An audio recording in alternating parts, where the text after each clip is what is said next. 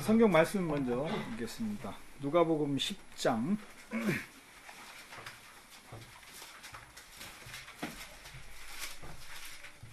누가복음 10장 25절 말씀부터 읽겠습니다.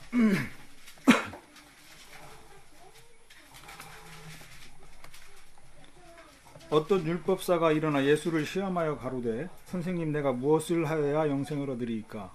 예수께서 이르시되 율법에 무엇이라 기록되었으며 네가 어떻게 읽느냐?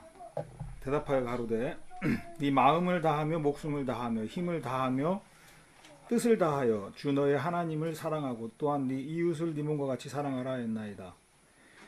예수께서 이르시되 네 대답이 옳도다. 이를 행하라. 그러면 살리라 하시니 이 사람이 자기를 옳게 보이려고 예수께 여짜오되 그러면 내 이웃이 누구오니까?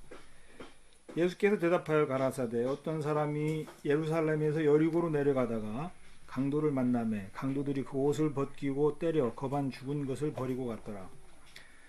마침 한 제사장이 그 길로 내려가다가 그를 보고 피하여 지나가고 또 그와 같이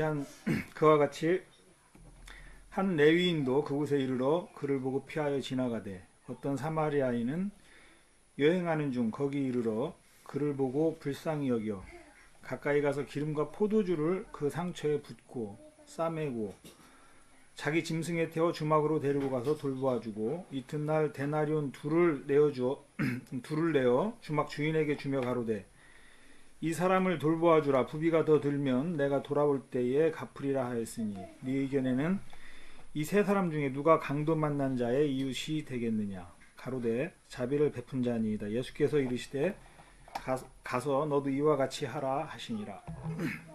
37절까지 읽었습니다.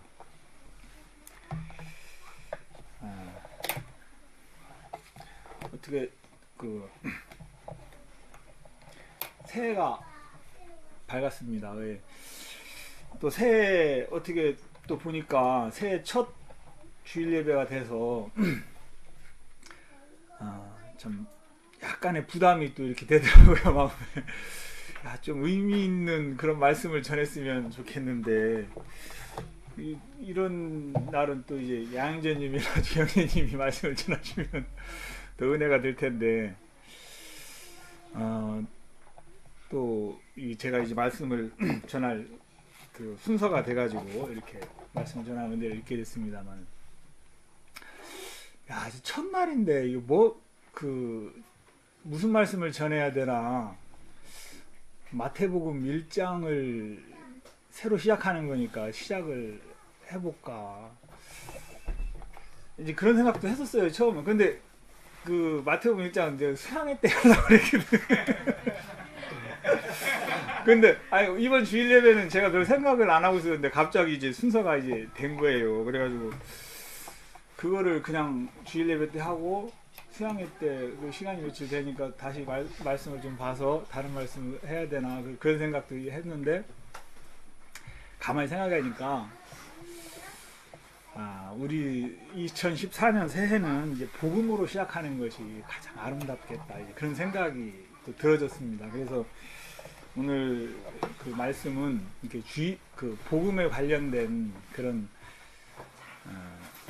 말씀으로 전해야겠다, 그런 마음을 하나님이 주셨어요. 그래서 또 처음 이렇게 보여지는 그 복음에 관한 말씀이 누가복음 10장의 선한 사마리아인에 대한 말씀이었고, 그래서 오늘 이 말씀을 일단 읽었습니다. 그런데 참 아까 오면서 양재님하고 양승영 형제하고 이제 같이 차를 타고 오는데 참 이 말씀을 전하려면은 이제 말씀을 많이 봐야 되잖아요. 근데 그 준비를 하면서 말씀을 볼수록 느끼는 게, 진짜 말씀하고 참 상관없이 참 살았구나. 말씀이 참, 뭐 어떤 영적인 깊은 걸 깨달아가지고 그런 얘기가 나오면은 참 은혜로울 텐데, 말씀을 이렇게 많이 모르는 거예요.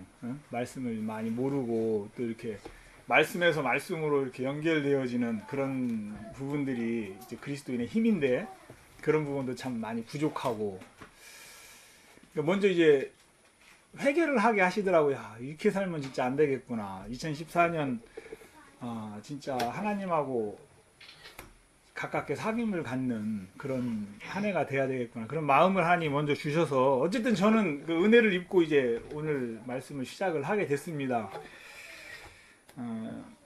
그 다음은 이제 하나님한테 이제 맡기는 거고요. 그리고 오늘 이게 복음으로 2014년 한 해는 정말 이렇게 시작을 했으면 좋겠다. 이제 그런 마음이 들고, 제가 그 개인적인 얘기입니다만은 요즘에 주변 사람들이 이게 어떻게 보면 육신적인 얘기로 이제 그 말씀을 시작하는 것 같은데 젊어졌다고 그래요. 죄송합니다. 제가 이런 얘기 할 적이가 아닌데 그러니까 보면 이제 좀 얼굴이 좋아 보이는가 봐요. 제가 별로 그런 얘기를 이렇게 잘 못 듣는 사람이거든요. 사실 제 본래 나이보다 좀 나이도 더 먹어 보이고 어려서부터 그랬어요. 지금 저기가 그게 아니고. 왜 그런 얘기를 이제 자꾸 하나 가만히 생각해 보니까 내 마음에 진짜 하나님이 주시는 그런 평안이 있고 자유가 있고 또 감사함이 있구나. 오늘 지난 2013년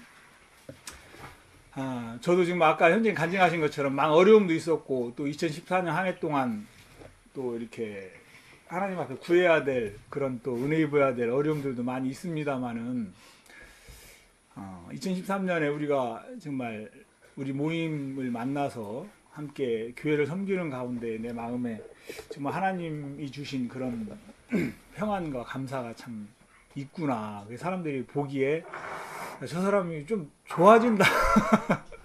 형편은 하나 좋아진 게 없는데요. 저 사람 좋아진다. 얼굴에서부터 이제 좀 좋아진다. 그런 얘기들을 많이 듣는 것 같다는 결론밖에 안 나는 거예요.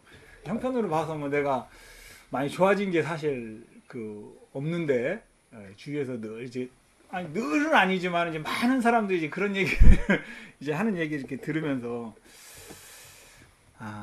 정말 속으로 이제 그런 얘기를 하는 거죠. 이제 생명 되신 하나님이 우리 안에 있는 거를 저 사람이 알까? 이제 그런 생각을 좀 해봤습니다. 그것이 이제 우리 구원받은 그리스도인들의 힘이고 세상 사람들이 이해 못하는 그런 저력이잖아요. 여러분들 우리가 2014년 한 해 동안 그런 저력을 마음껏 이렇게 누리고 살았으면 좋겠다. 그런 마음이 먼저 들어졌습니다.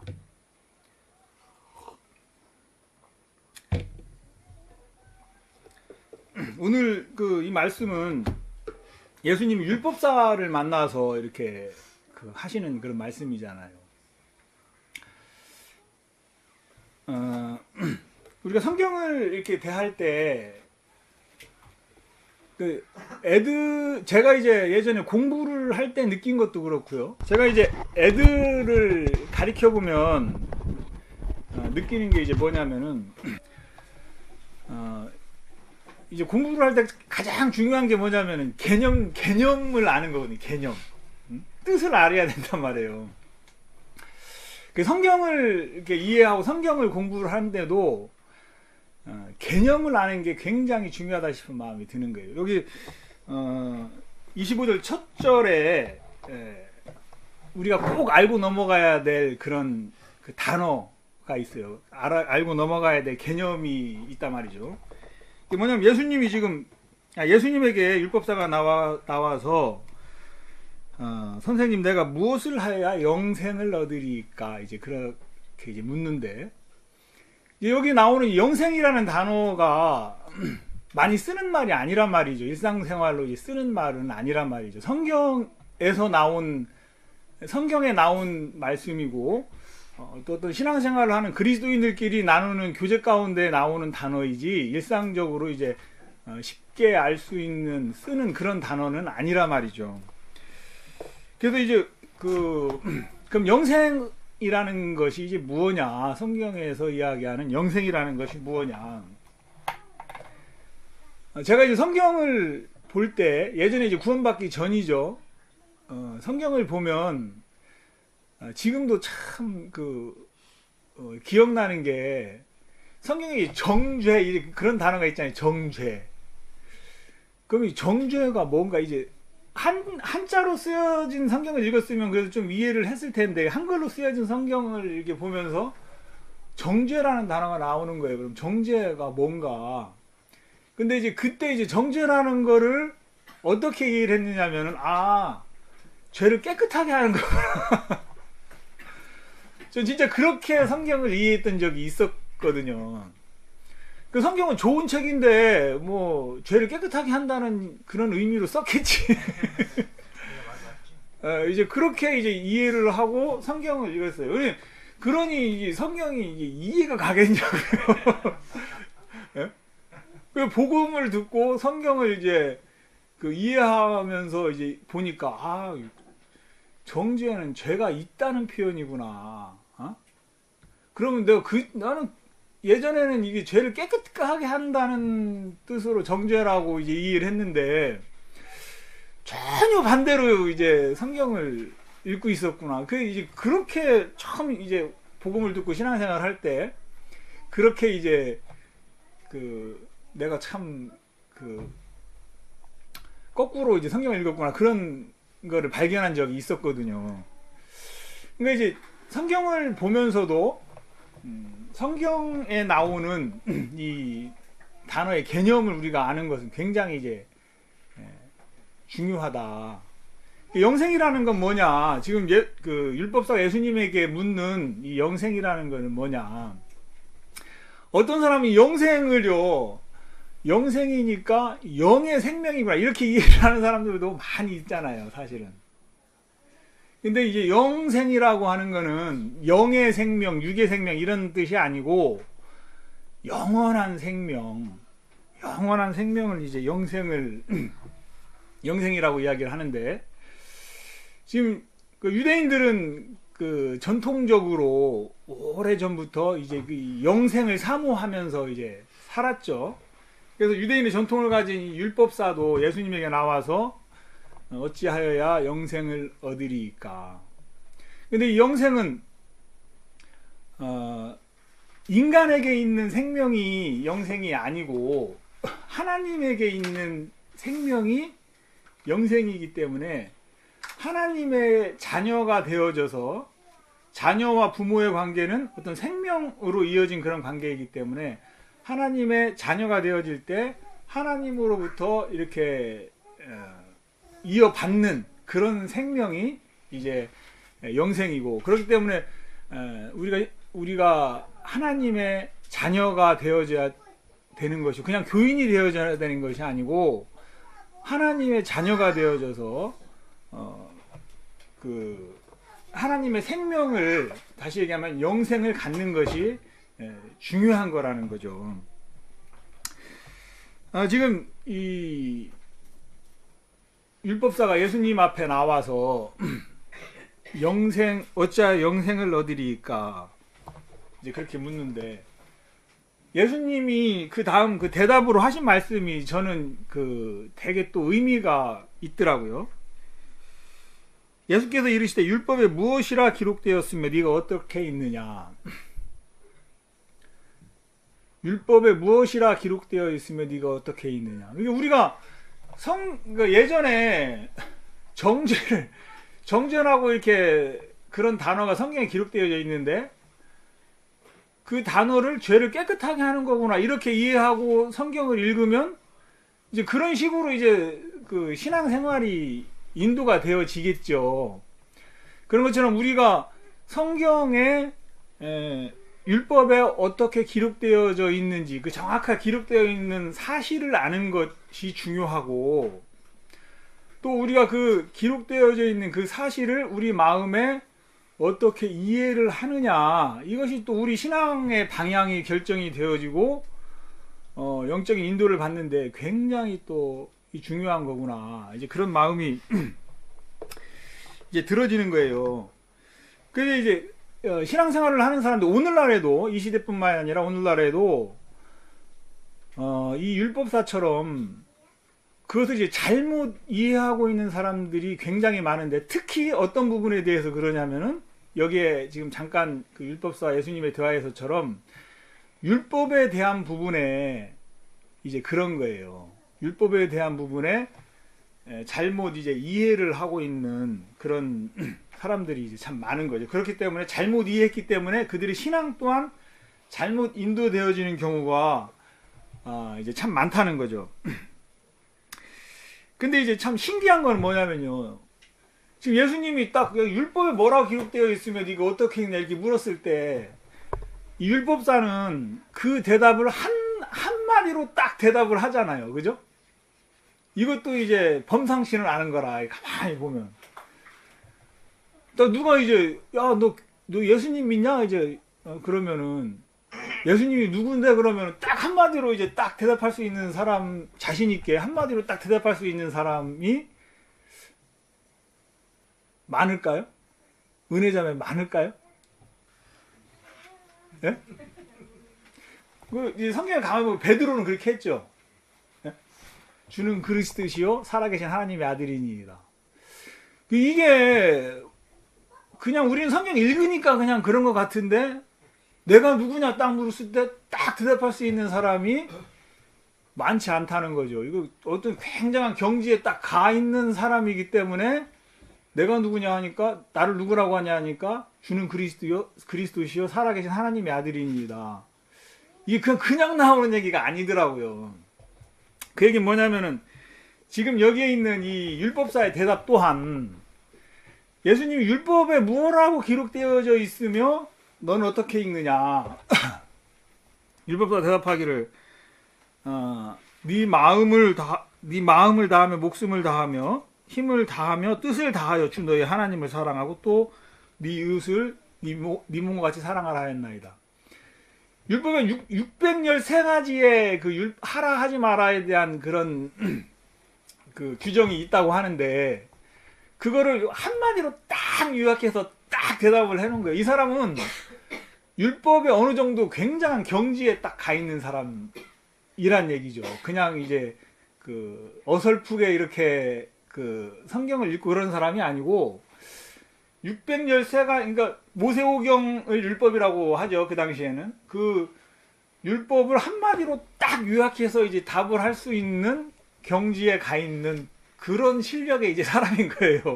그러니까 우리가 흔히 이제 대하는 그 어설픈 율법사가 아니고 굉장한 경지에 이제 올라 있는 그런 이제 그 사람이더라고요. 가만히 보니까. 이 사람은 정확하게 성경, 그러니까 율법에 어떻게 기록되어져 있는지를 일단 아는 사람이잖아요. 그렇죠?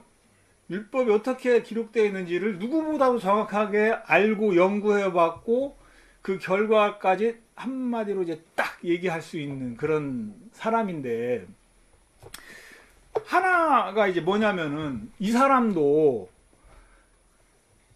기록되어 있는 사실은 알지만 이해는 어떻습니까?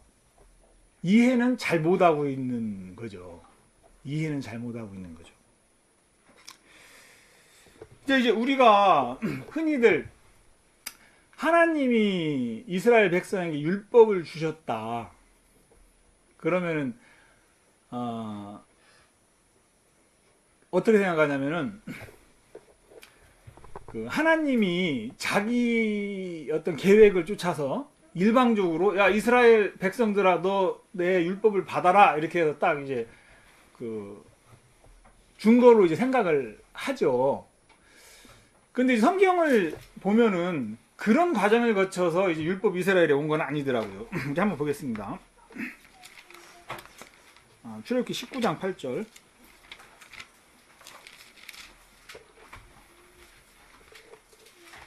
19장 좀 이제 상황을 봐야 되니까요. 이제 제가 이제 너무 성급하게 답을 얘기를 했어요. 답이 중요한 게 아니고 이게 이끌려가는 게 중요한 건데. 출애굽기 19장에 보면 이스라엘의 율법이 올 때에 그 상황이 이렇게 설명이 돼 있어요. 근데 이거 이스라엘의 율법이 올 때 그냥 하나님이 모세야 율법 받아라 해가지고 딱 받은 게 아니고 이제 보면은 하나님이 모세를 먼저 부르시죠. 이렇게 19장을 먼저 쭉 읽어보면 불러서 하나님이 모세한테 얘기를 하는 겁니다. 내가 지금까지 너희들을 이러이러하게 인도를 했다.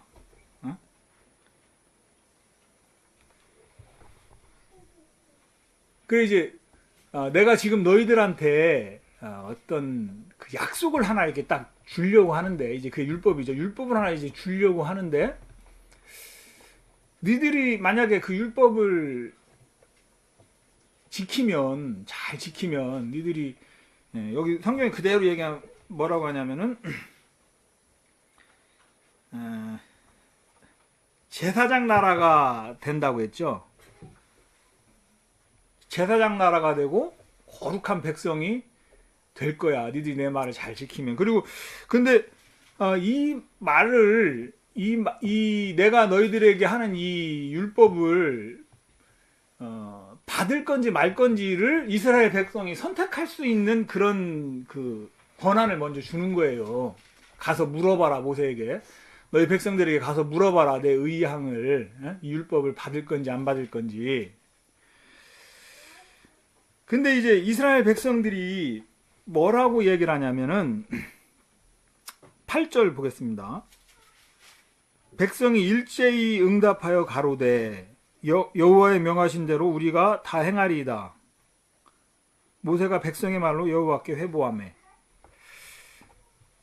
그 모세의 말을 들은 이스라엘 백성의 대답이 뭐냐면, 그것도 이제 뭐냐면, 만약에 이제 하나님이 내가 너희들에게 율법을 줄 거야 딱 했는데, 뭐 이스라엘 백성들이 지금 일제히 뭐라고 하냐면, 여호와의 명하신 대로 우리가 다 행하리이다. 이구동성으로 일제히라는 얘기를 한꺼번에 그 말을 딱 듣자마자, 예, 우리가 다 행하겠습니다. 이건 뭐가 느껴지냐면요, 뭐가 느껴져요? 자신감이 딱 느껴지잖아요. 그 군대에서는 앞에 사령관이 한마디 딱 하면은 이제 그 병사들이 막 그 사극에 보면 옛날 말로 복명 딱 그러잖아요. 명령 우리가 행하겠습니다. 그렇게 하더라고요. 복명 우리가 이게 다 이제 수행을 하겠습니다. 그런 거.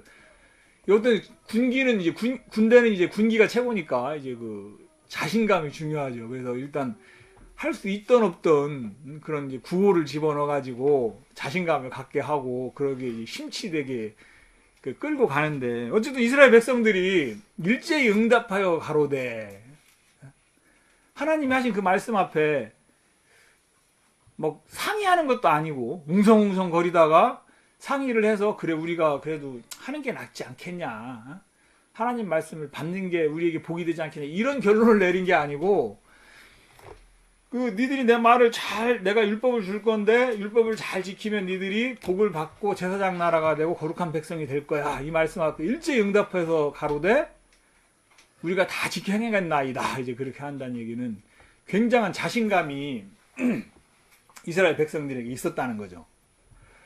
근데 이 이야기를 모세가 딱 하나님한테 하니까 하나님이 그러면은 이리이리 해서 저기 산에 올라와라, 그렇게 해서 이제 그 산에 올라온 모세에게 하나님이 율법을 주시는 거죠.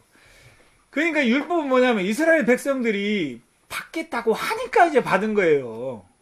예? 하나님 일방적으로 이제 주신 것이 아니고 받겠다고 하니까 이제 주신 거라는 거죠. 왜 받겠다고 했냐?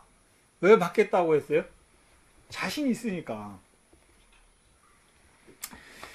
자, 우리가 이 율법을 받은 그 이스라엘 백성의 그 마음을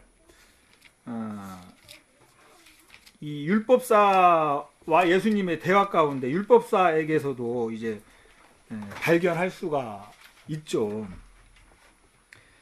율법사는 아까 말씀드린 것처럼 진짜 그 600열쇠가지 율법을 한마디로 딱 요약해서 이제 대답을 할 수 있을 만큼 율법에 정통한 사람이었기 때문에 율법에 대해서만큼은 나에게는 누구리요 하는 마음이 사실 있었겠죠. 그러니까 예수님이 이제 그 마음을 발견을 하시고 율법사에게 네 대답이 옳도다. 이를 행하면 그러면 살리라. 그러면 네가 영생을 얻을 수 있다. 이 예수님의 말씀 앞에서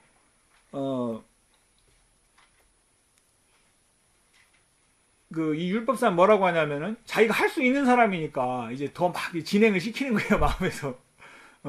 네 이웃을 네 몸과 같이 사랑하라고 했는데 내 누구를 사랑해야 되냐? 내 이웃이 누구냐? 응? 왜냐하면 자기는 율법을 잘 아는 사람이고 율법을 지금까지 잘 지켜온 사람이고 율법을 잘 지킬 수 있는 사람이니까 내가 한 가지 조금 부족한 게 있으면 지금 내가 사랑을 행해야 되는 그 이웃이 누구인지를 조금 모르는 거, 사실은 알고 있겠죠. 근데 이제 예수님하고 이제 대화를 하기 위해서 이제 이렇게 묻는 형식을 취했을 뿐이지, 혼자 자기 마음에 이제 내 이웃이 누군지 진짜 몰라서 물은 것이 아니고, 여기 성경에는 옳게 보이려고 그렇게 표현이 돼 있잖아요.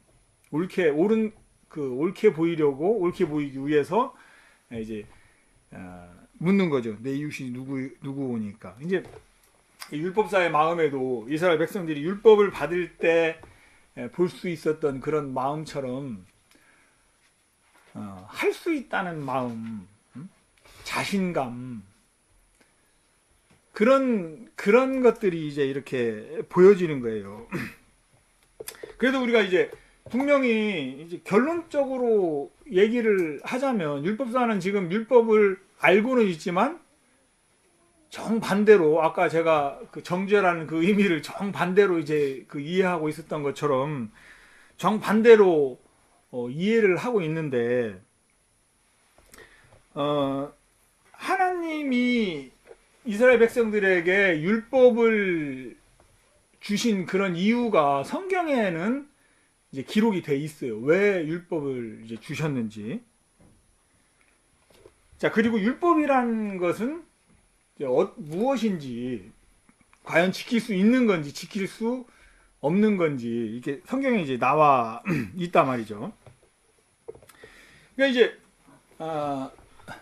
이 율법사가 자기는 왜 율법을 지킬 수 있다고 생각하고 이웃을 사랑할 수 있다고 생각하고 할 수 있다고 이제 생각을 했느냐면, 율법사가 지켰기 때문에 그렇게 했겠죠. 결론을 얘기하면. 근데 하나님이 원하시는 그 율법을 지키는 그 수준이, 점수가 율법사가 생각하는 그 수준이 아니라는 거죠. 이제 문제는. 자, 한번 보겠습니다. 갈라디아서 한번 볼까요, 먼저? 유대인들의 예를 들어서 갈라디아에서 이제 설명하고 있는 부분이 있는데, 갈라디아서 5장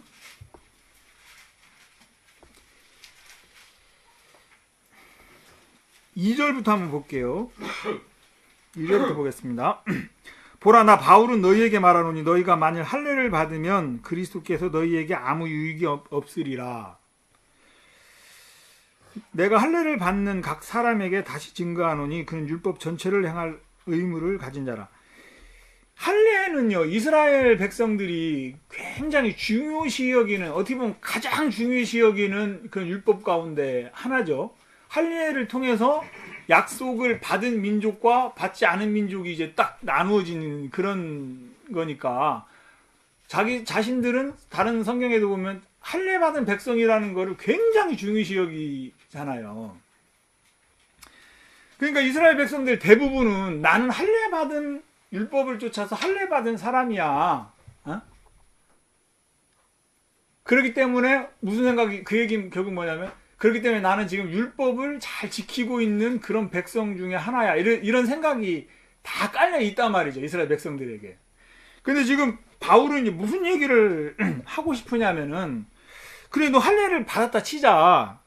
내가 할례를 받는 각 사람에게 다시 증거하노니. 그래, 네가 할례를 받았다 치자. 그런데 율법을 지켰다고 하기 위해서는 네가 할례 받는 걸로 끝나는 게 아니야. 이제 그 얘기죠, 결국에는. 그러면 뭐라고 하냐면은, 지금 율법을 지키려면 율법 전체를 행해야 율법을 지킨 거야. 이제 그 얘기를 이제 사도 바울이 지금 하고 있는 거죠. 그러면 율법 가운데 한두 가지를 지킬 수 있어요. 그죠? 그 시험을 보면 100점 맞기도 어렵지만 빵점 맞기도 어렵다고 하잖아요. 눈 감고 빵점 맞은 그 시험지 답안지 갖고 오면 어머니 아버지 뭐라 하면 야 임마 눈 감고 찍어도 임마 이거보다는 잘 나오겠다. 왜냐면 눈 감고 찍어도 빵점은 잘 안 나오니까. 그러자면 그렇죠? 눈 감고 찍어도 이제 빵점은 안 나온다는 거지. 그러니까 이 빵점 맞기도 굉장히 어려운 건데, 그렇기 때문에 이스라엘 백성들은 율법을 지켰겠죠. 몇 개는 지켰겠죠. 할례를 행했겠죠. 그건 자기가 하는 게 아니라 아기 때 엄마가 가서 시켜주는 거니까 했겠죠. 그리고 뭐 속죄일을 뭐 같이 참석을 하고 했겠죠. 몇몇 참석을 했겠죠. 근데 사도 바울이 지금 그 하고 싶은 이야기는 그 몇몇가 율법을 지켰다고 네가 율법을 지킨 사람이 아니고, 율법을 지키는 사람, 이스라엘 백성들은 율법 전체를 행할 의무를 가진 사람이다. 율법 전체를 행해야 율법을 지킨 사람으로 인정을 받을 수가 있다. 이런 얘기를 딱 들으면 감이 있는 사람은 율법을 내가 잘 못 지키고 있구나. 이 감이 이제 딱 와야 되지 않겠습니까? 이런 말 한마디에. 그럼 이제 4절에부터 뭐라 하냐면, 율법 안에서 의롭다함을 얻으려 하는 자는, 하는 너희는 그리스도에게서 끊어지고 은혜에서 멀어진 자로다. 율법을 잘 지켜서 주님에게 복을 받고 은혜를 입으려면 율법 전체를 행해야 되기 때문에, 한두 가지만 행하는 것이 전체를 행해야 되기 때문에, 그런 식으로 율법 안에서 의롭다함을 얻으려고 하는 사람이 있다면 그 사람은 그리스도에게서 끊어지고 은혜에서 멀어진 자다. 저주받을 사람이다. 결국 이제 그 얘기를 하는 거죠. 다른 성경 하나 볼게요. 이 야고보서 2장 10절 한번 보겠습니다.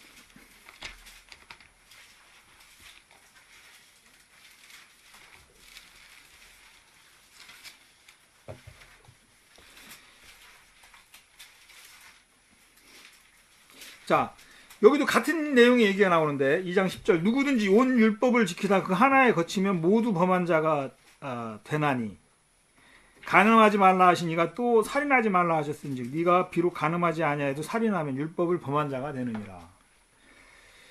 이건 내 같은 이야기인데, 많은 율법 가운데 네가 한두 가지 율법을 지켰다고 율법을 지킨 것이 아니고, 하나님 앞에서 율법을 지킨 사람으로 인정을 받기 위해서는 그 율법을 다 지켜야 된다. 예를 들면 지금 나오죠.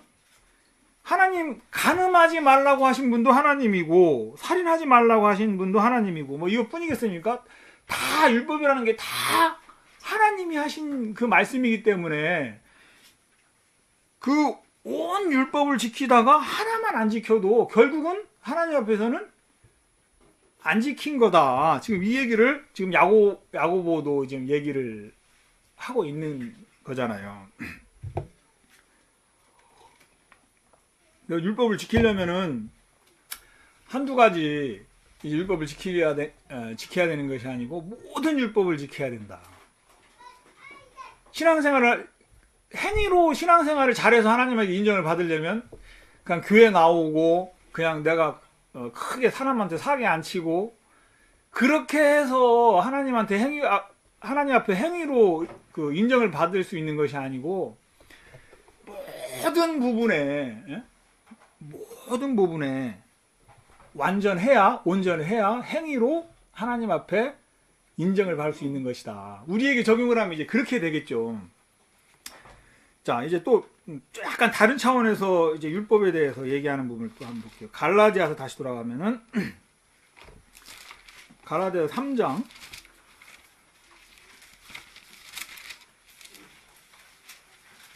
지금 야고보서 2장 말씀이나 갈라디아 5장 말씀은 모두 지켜야 된다고 했어요. 한두 가지가 아니고.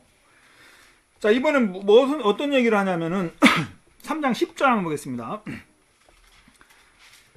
무릇 율법 행위에 속한 자들은 저주 아래 있나니, 뭐 앞에 먼저 이제 결론부터 얘기하는 거예요. 율법 행위로 하나님 앞에 인정을 받으려고 하는 사람들은 저주 아래 있는 사람들이다. 왜냐? 누구든지 율법책에 기록된 대로 온갖 일을 항상 행하지 아니하는 자는 저주 아래 있는 자라 했습니다. 온갖 일을 아까 말씀을 했죠. 온갖 일을 모든 율법에 기록된 모든 거를 다 지켜야지, 뭐 어떤 건 지키고 어떤 건 안 지키면 되는 게 아니고, 또 뭐 하나 뭐를 더 얘기하냐면은 항상 해야 된다는 거예요. 항상 잠잘 때도 꿈에서도 나쁜 생각하면 안 되는 거예요. 항상이니까. 예? 꿈에서도 나쁜 생각하면 안 되는 거예요. 나쁜 일을 하면 안 되고. 그렇게 해야 율법을 통해서 하나님 앞에 인정을 받고 의롭다함을 받을 수 있는, 그것이 이제 하나님이 말씀하시는 그 기준이죠. 율법을 통해 이루어질 수 있는 기준이죠. 근데 이제 예수님이 이 땅에 오셔가지고 예수님은 더 기가 막힌 얘기를 하세요. 보면 마태복음 한번 보겠습니다.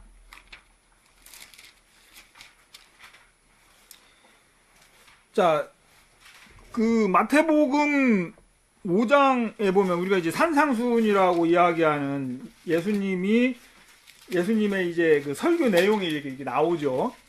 거기에 보면 이제 마태 8복을 사람들은 이제 그것만 이제 생각을 하는 사람도 많은데, 그것만 얘기하신 게 아니고 5장, 6장, 7장을 계속 이어지는 그 예수님의 이제 사실 그 설교 말씀인데, 예수님께서 지금 율법에 대해서도 얘기를 하시는 거예요. 17절부터 보면, 내가 율법이나 선지자나 폐하러 온 줄로 생각지 말라. 폐하러 온 것이 아니요 완전케 하려 함이로다. 이제 하면서 말씀을 하시는데, 21절 한번 볼까요? 이제 예수님이 말씀하시는 그 율법의 기준은 이제 더 기가 막히죠. 더. 자, 22절 한번 볼게요. 나는 너희에게 이르노니 형제에게 노하는 자마다 심판을 받게 되고, 형제를 대하여 라가라 하는 자는 공회에 잡히게 되고, 미련한 놈이라 하는 자는 지옥불에 들어가게 되리라. 이제 여기 라가라 하는 자, 이게 욕이라고 그래요. 우리 그 욕하는 거죠. 나쁘게 욕하는 그 욕만 해도 그 놈은 이제, 아이고 제가 죄송합니다. 욕만 해도 이제 그 사람은 이제 지옥에 가는 사람이다. 욕만 해도. 네? 이런 얘기가 이제 저기 뭐 어디야?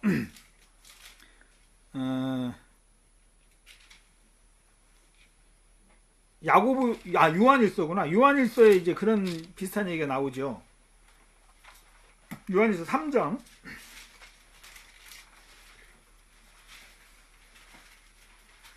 15절.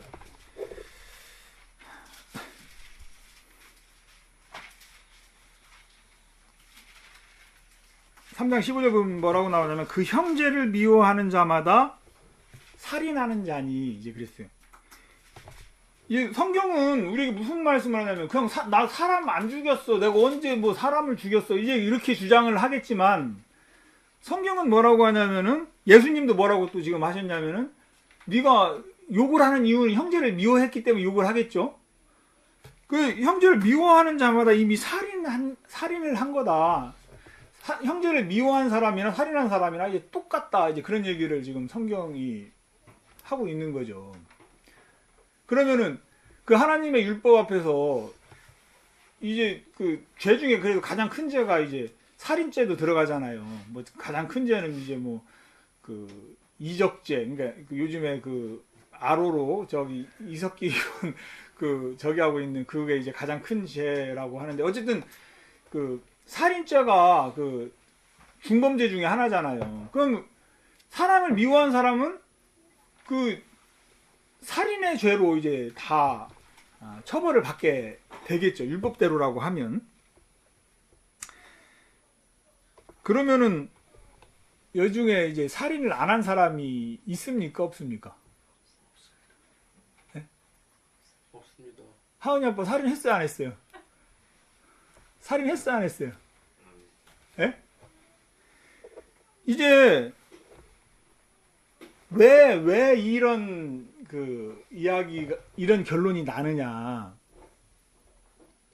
하나님은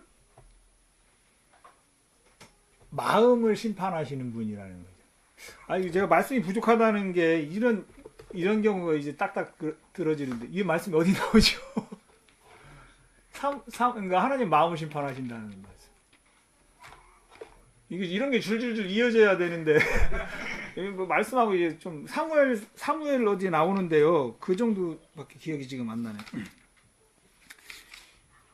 하나님 심령을 바라보시느니라. 예, 심령을 마음을 심판하신다는 이야기가 있잖아요. 이게 나중에 이제 찾아보기로 하고요.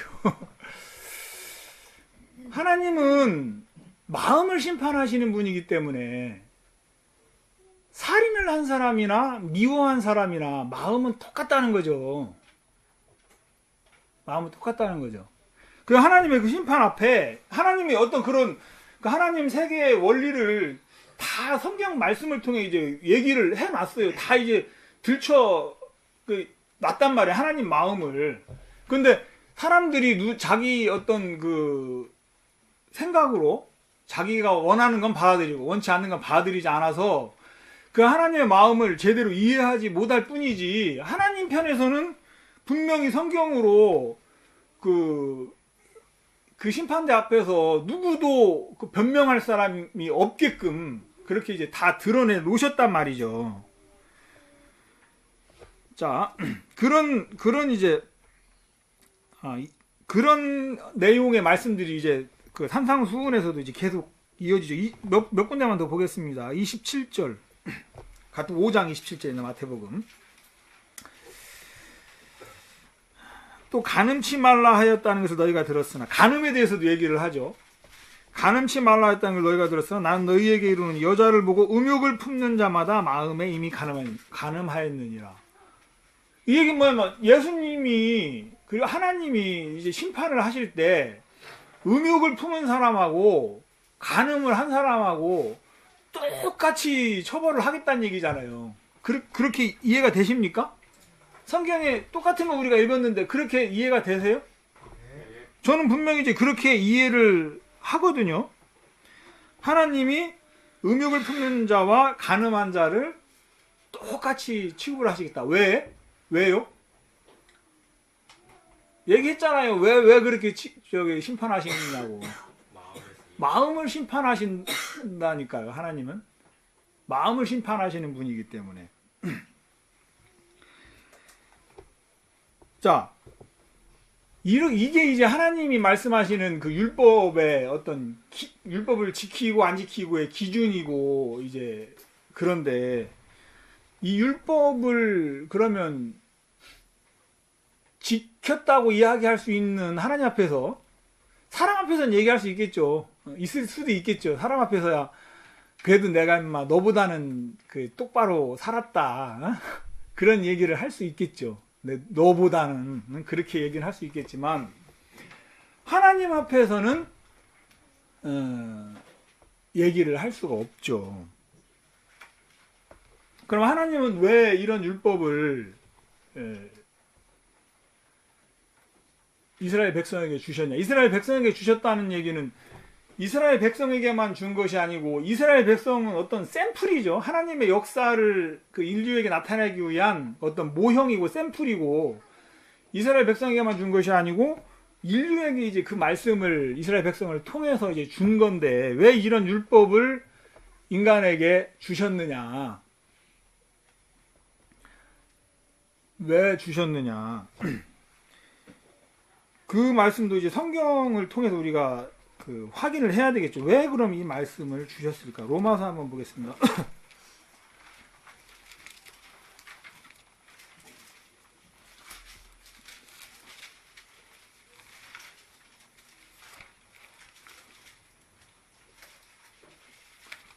로마서 5장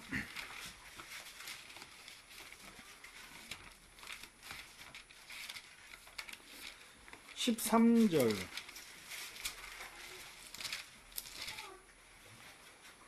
로마서 5장 13절 죄가 율법 있기 전에도 세상에 있었으나 율법이 없을 때에는 죄를 죄로 여기지 아니하였느니라. 죄가 율법이 오기 전에도 있었다 말이죠. 그 세상 율법이 있기 전에도 죄가 율법이 있기 전에도 세상에 있었으나 율법이 없을 때에는 죄를 죄로 여기지 아니하느니라. 그럼 거꾸로 얘기하면 뭡니까? 죄를 죄로 여기게끔 하려고 이제 그 율법을 주셨다는 말이죠.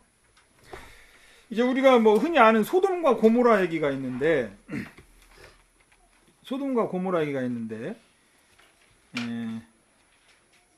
소돔과 고모라는 어떻습니까? 율법 전에 있었던 그 도시입니까? 율법 이후에도 있었던 도시입니까? 소돔과 고모라는? 율법 있기 전이죠. 율법 있기 전에 있었던 그 도시가 이제 소돔과 고모라인데, 소돔과 고모라에 대해서 표현한 그런 성경이 있는데, 잠깐만요.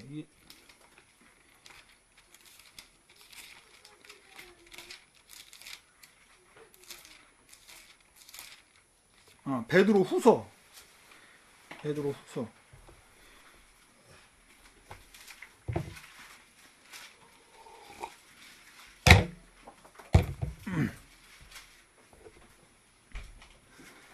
자,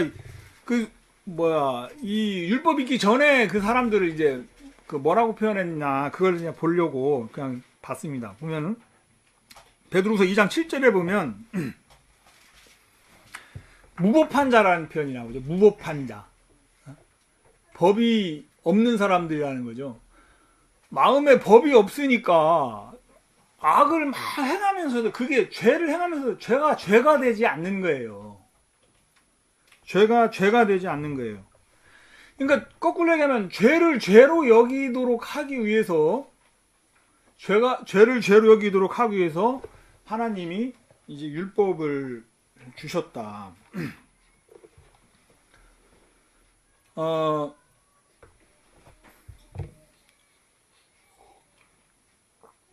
다른 성경 하나 또 볼게요. 율법의 역할에 대해 지금 얘기하고 있습니다. 율법을 왜 주셨냐? 3장 20절. 같은 로마서 3장 20절입니다.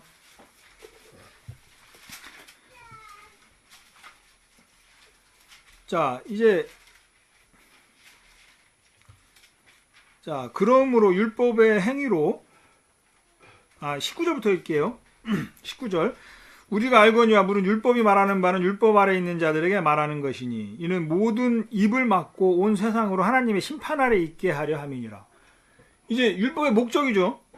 모든 입을 막고 다들 자기가 잘했다 하고 자기가 더 의롭다 하고 자기가 더 옳다 하고 그러니까 하나님의 말씀이 안 들어가는 거예요. 하나님의 마음이 안 들어가는 거예요. 그러니까 모든 입을 막고, 입이 막아야 이제 듣잖아요. 제가 지금 떠들고 있으니까 잘 안 들려요. 애기들이 여기서 뭐라 해도 잘 안 들려요. 일단 입을 다물고 있으니까 지금 세연이하고 지금 지훈이가 싸우는 거 이게 이제 들리는 거죠. 이제. 네? 입을 막아야 이제 듣잖아요. 입을 막아야. 입을 막고 하나님의 심판 아래 있게 하려 함이니라. 20절에 이어서 뭐라고 하냐면 그러므로 율법의 행위로 그의 앞에 의롭다 하심을 얻을 육체가 없나니 율법으로는 죄를 깨달음이니라.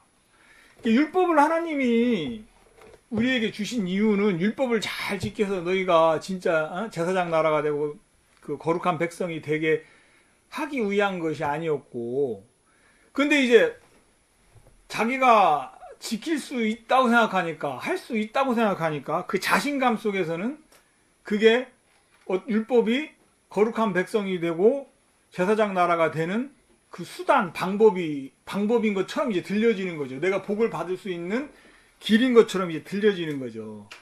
그런데 실은 율법을 하나님이 우리에게 주신 이유는 죄를 깨닫게 하려고 한 것이다. 죄인이 되어야 이제 하나님의 말씀을 듣고 하나님의 은혜 가운데 들어가게 되잖아요. 많은 사람들이 이제 묻습니다. 아이고, 아담과 하와가 하나님이 지으셔서 하나님이 아담과 하와를 사랑한다면, 인간을 사랑한다면 왜 아담과 하와가 선악과 나무 열매를 먹게 했냐? 그거 먹지 못하게 하나님이 못하시냐? 이제 그렇게 묻잖아요. 먹지 못하게 하실 수도 있죠. 뭐 그 능력이 없는 분이 아닌데 왜 먹게 뒀냐? 왜냐면 하나님은 인간과 어떤 창조주와 피조물의 관계에서 머물기를 원하신 게 아니고요. 하나님은 인간과 아버지와 아들의 관계가 되어지고 싶으셨던 거죠. 그러니까 성경에 보면 구약에서의 하나님과 인간의 관계하고 신약에서의 하나님과 인간의 관계가 달라요. 그래서 이제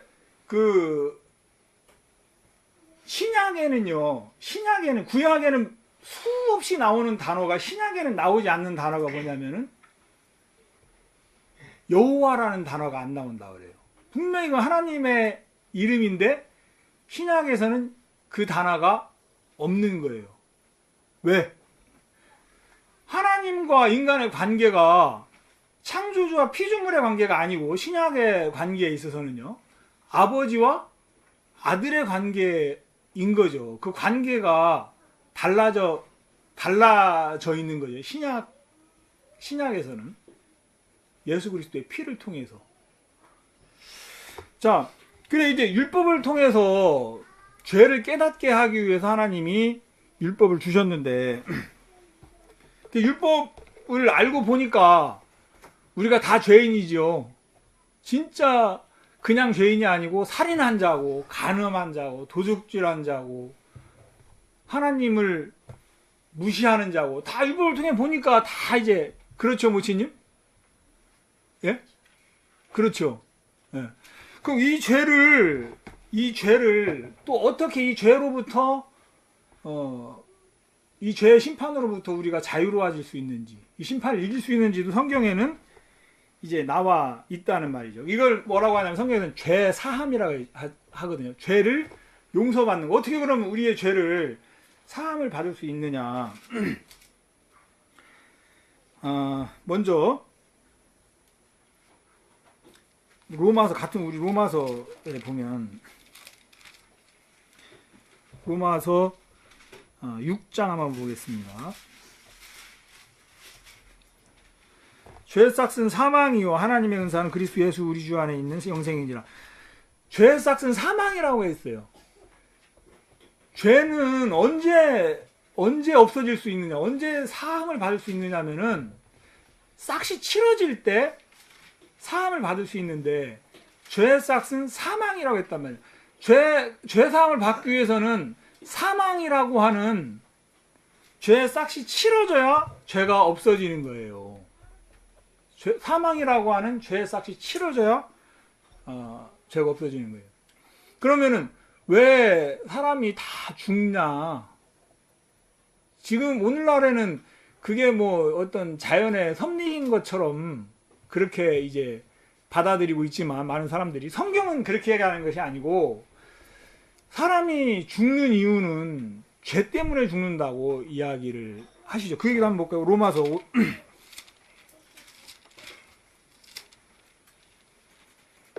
자 12절 한번 보겠습니다. 이러므로 한 사람으로 말미암아 죄가 세상에 들어오고 죄로 말미암아 사망이 왔나니.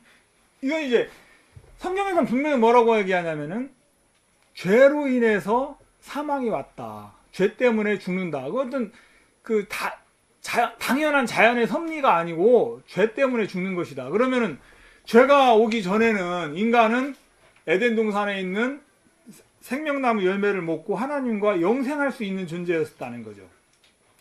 그 잃어버린 영생, 그 죄로 인해서 잃어버린 영생, 그 영생을 어떻게 다시 찾을 수 있습니까? 지금 율법사가 지금 예수님에게 그걸 묻는데, 그 영생을 다시 찾을 수 있는 길은 죄사함을 받는 거죠. 죄사함을 받는 거죠. 그 죄사함을 어떻게 받느냐면 죄의 싹이 치러져야 되는데, 죄의 싹은 사망이라고 했으니까 사망이라고 하는 건 생명이죠. 생명이 치러져야 되는 거예요. 그럼 원래는 누구의 생명이 치러져야 되냐면은 죄인인 우리의 생명이 치러져야 되는 거죠. 그런데 죄인이 죽으면 천국 가요, 지옥 가요?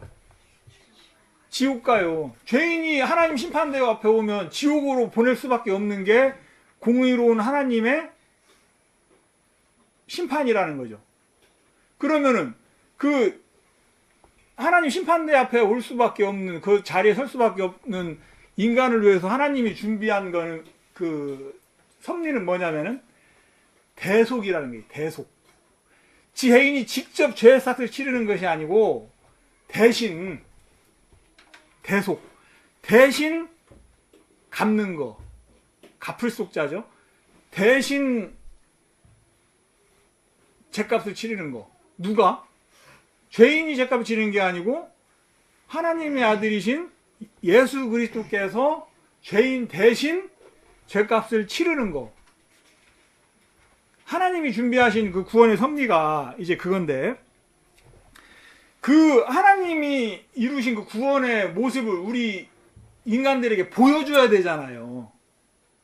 못 믿으니까, 인간이 못 믿으니까 그 대속의 섭리를 보여주기 위해 또 하나님이 준비하신 게 뭐냐면은 그게 십자가잖아요. 십자가. 십자가는 형틀입니다. 그 로마 시대의 그 로마 법에 따라서 십자가는 형틀이에요. 형틀. 형벌을 받는 곳. 형벌을 받는 곳이라는 거죠.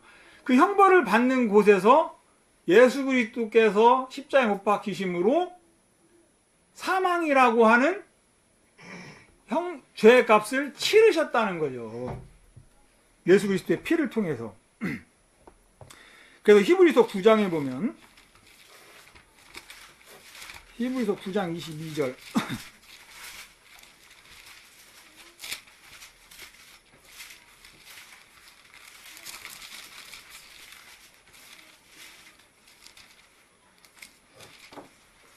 자, 율법을 쫓아, 율법에 의하면은 거의 모든 물건이 피로써 정결케 된다.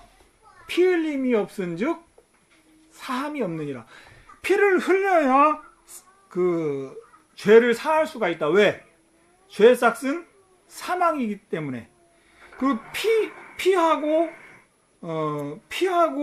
또 이 생명하고 무슨 관계가 있냐면은 레위기 한번 볼게요. 레위기 17장.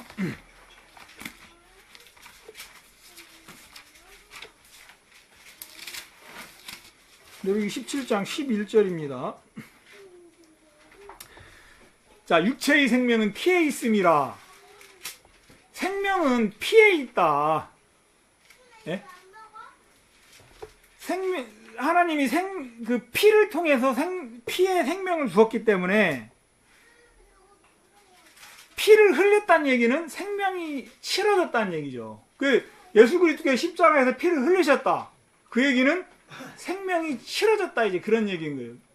근데 그건 뭐냐면 분명히 그건 대속의 원리를 쫓아서 흘린 피기 때문에 죄인인 우리를 위해서 흘리신 하나님의 대속의 피라는 거죠. 죄값을, 우리 죄인의 죄값을 치르기 위한 죄값으로 치러진, 죄인의 죄값으로 치러진 그 피라는 거죠. 대속의 피라는 거죠. 이 사실을 믿음으로 받아들일 때, 예수 그리스도께서 죄로 인해서 죽을 수밖에 없던 우리를 위해서 우리의 죄값을 십자가에서 대신 치르셨구나. 이것을 믿는 믿음으로 그 사실을 믿는 사람들에게 하나님의 심판이, 우리의 죄를 위한 하나님의 심판이 십자가에서 치러졌기 때문에, 거쳐갔기 때문에 그 사실을 믿는 사람 마음에 죄에 대한 심판이 거쳐갈 수 있는 거죠. 그 죄에 대한 심판을 넘어갈 수가 있는 거죠. 심판을 이길 수가 있는 거죠. 무슨 아시겠어요? 한숨을 푹 쉬시네. 뭐 이해가 되세요? 예. 그래서 성경은 그 누누이 얘기를 하기, 우리의 행위로 우리가 의로워지는 것이 아니고 예수 그리스도를 믿는 믿음으로, 다른 표현으로 하면 은혜로 우리가 의로워지는 거라고 성경에서 이야기를 하고 있는 것입니다. 예, 시간이 율법에 대해서 이야기를 하다 보니까 시간이 이제 많이 갔는데 정리를 하면요. 자, 누가복음 10장에서 우리가 이제 사마리아인의 그 율법은 이런 건데 이 율법사는 율법을 알고 있었고 정말 난 이게 놀랍더라고. 어떻게 그 막 두툼한 율법책 이 얘기를 딱 물어보니까 한마디로 탁 요약을 해서 이제 맞받아 치면서 예수님한테도 네 그 말이 맞아. 이제 그 얘기를 받아낼 수가 있었을까? 이거 뭐 범상한 사람은 아니죠. 범상한 사람은 분명히 아니에요. 그렇지만 이 율법사도 그 마음에 있는 그 자신감, 할 수 있다는 그 마음 때문에 율법을 잘못 이해하고 있었던 거예요. 잘못 이해하고 있었던 거예요. 그래서 예수님께서 그 율법사를 지금 가르치기 위해 한 비유를 얘기하시는 거죠. 자, 어떤 사람이 예루살렘에서 여리고로 내려가다가 강도를 만나매 강도들이 그 옷을 벗기고 때려 거반 죽은 것을 버리고 갔더라. 어떤 사람이 이제 여리고로 이제 내려가다가 강도를 만났는데, 그래서 거반 죽은 그런 상태가 되었는데, 거기를 이제 제사장이 지나가고 레위인이 지나가는데 이 사람들은 다 피해 가죠. 젊은이는 그 사람들에게 도움을 바랬지만 다 피해 가는데, 유독 지나가던 그 사마리아는 그 당시에 우리가 주목해야 될 것은 이스라엘 영토 안에 있다고 똑같은 이스라엘이 아니고, 예전에 이제 이스라엘이 그 주변 국가에게 침략을 받아가지고 이스라엘 그 점령지에다가 자기네 나라 백성들을 이제 이주를 시켰어요. 그 땅이 어디냐면 이제 사마리아예요. 그래서 사마리아에 사는 사람들은 이스라엘 사람이지만 100% 이스라엘 사람이 아니고, 우리가 흔히 얘기하는 이제 그 혼혈이라는 거죠. 우리나라 사람은 좀 단일 민족 그런 게 강해가지고 예전에는 그 혼혈이라고 하면은 막 굉장히 그 천하게 여기 그랬잖아요. 근데 이 유대인들은 우리보다 더 하죠. 나라도 없이 막 떠돌아다니는 사람인데도 나는 유대인이야, 나는 하나님의 택한 백성이야, 이 자존심 하나로 막 절대 그 유대인 아닌 사람들하고는 결혼도 안 하고 이제 자기들 종교를 지킨 그런 사람들이니까 그 사마리아인을 볼 때 굉장히 이제 천하게 여기고, 이제 그거는 이제 예수님이 어떤 그 인간 세상에 오셔서 어떤 자기의 모습을 이제 비유로 이야기를 하신 거죠.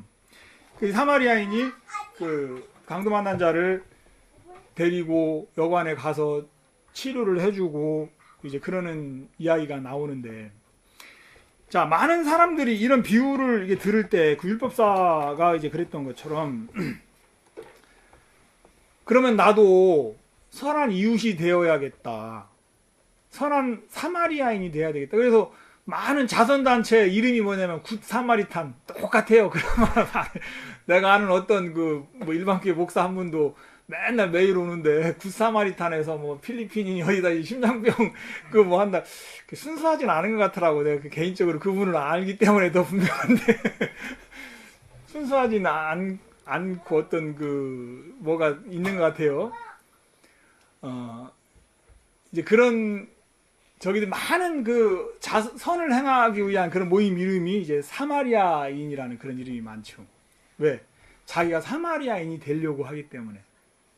근데 우리는 사마리아인이 되지 말란 얘기가 아니고, 우리 먼저 알아야 되는 건 1차적으로 알아야 되는 건 뭐냐면, 나는 지금 죄로 인해서 죽을 수밖에 없는 강도 만난 자와 같은 나를 구원해 줄 사마리아인이 필요한 사람이다 라는 사실을 먼저 깨닫게 되기를 바래서 예수님이 율법사에 이 말씀을 하셨고, 성령께서 제자들을 통해서 우리에게 이 말씀을 남기셨다는 그 마음이 먼저 들어지는 거예요.